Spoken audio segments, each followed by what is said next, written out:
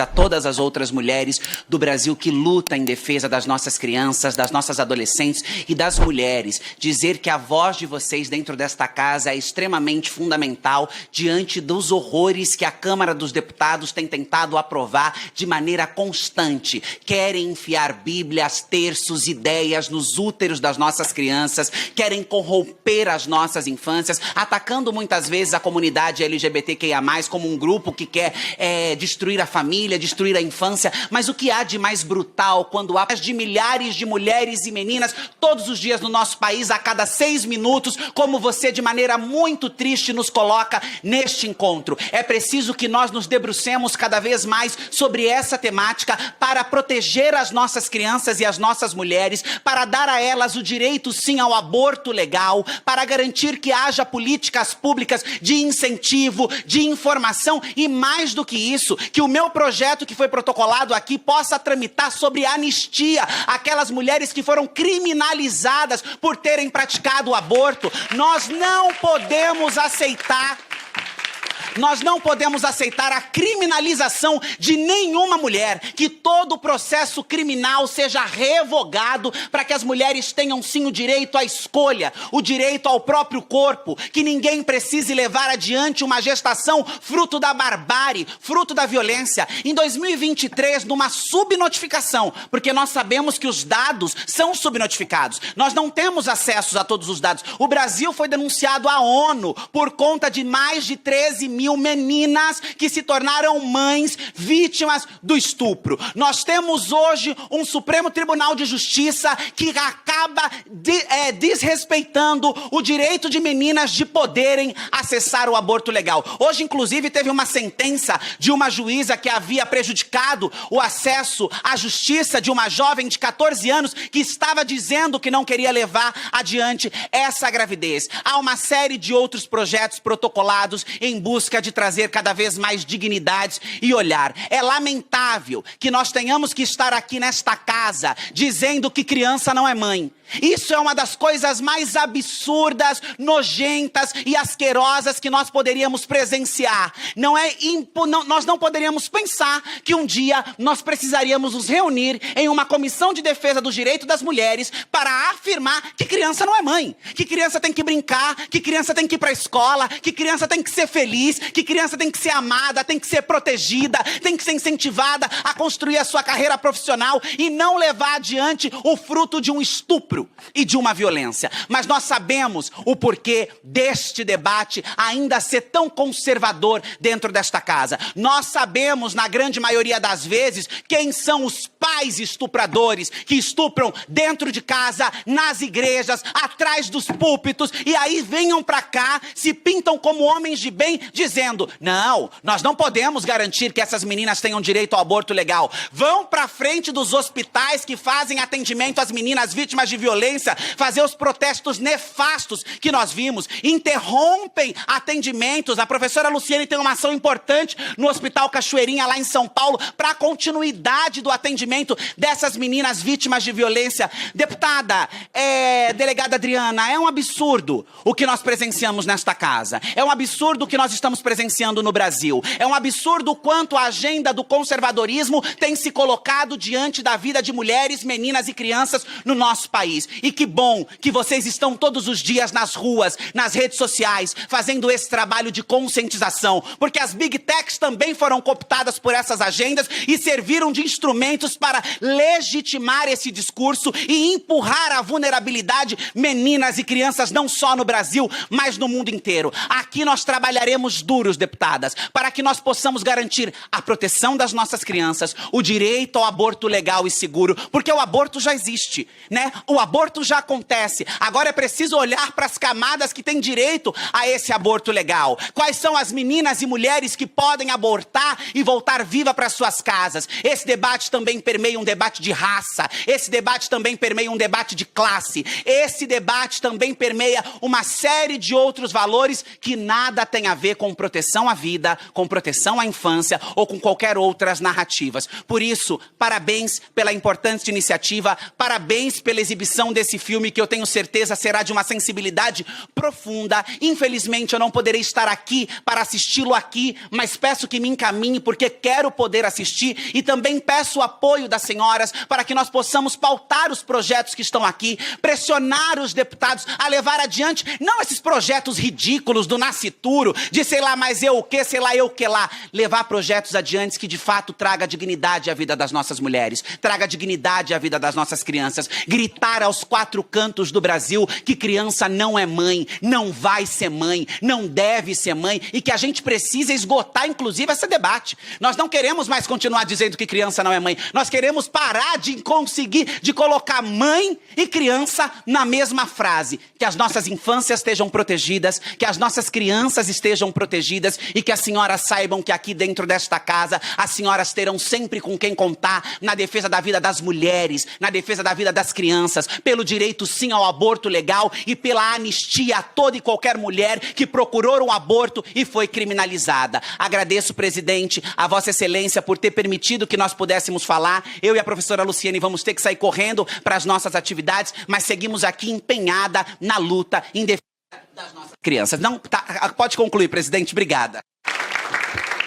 Boa tarde, todas as amigas presentes aqui nesse encontro de hoje. Quero te cumprimentar, deputada Adriana, por estar presidindo essa tribuna popular de mulheres, esse espaço fundamental para a luta do movimento feminista brasileiro.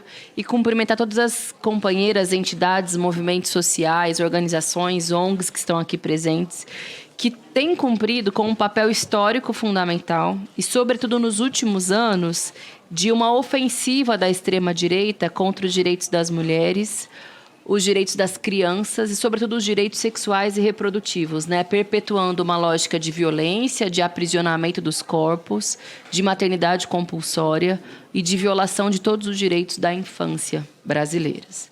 Esse é o ano que nós vamos completar 35 anos do Estatuto da Criança e do Adolescente. E o que a gente ouve saindo da boca dos parlamentares fundamentalistas, quando é a respeito dos direitos, eles só se lembram dos direitos das crianças, ou se lembram das crianças, na verdade, não dos seus direitos, quando isso significa um discurso demagógico para tentar, muitas vezes, limpar a imagem, porque pega mal, né? Finge, de alguma forma, se colocar contra criança e adolescente no Brasil. Mas na hora de lutar contra a realidade de violência extrema contra as nossas meninas e mulheres, na hora de proteger, de fato, né, a infância, ou na hora de lembrar que existem, nesse momento, 14 mil crianças palestinas que podem morrer de fome nas próximas 24 horas por causa de um bloqueio que o Estado de Israel vem impondo à população na situação na faixa de Gaza, eles se esquecem de que são crianças.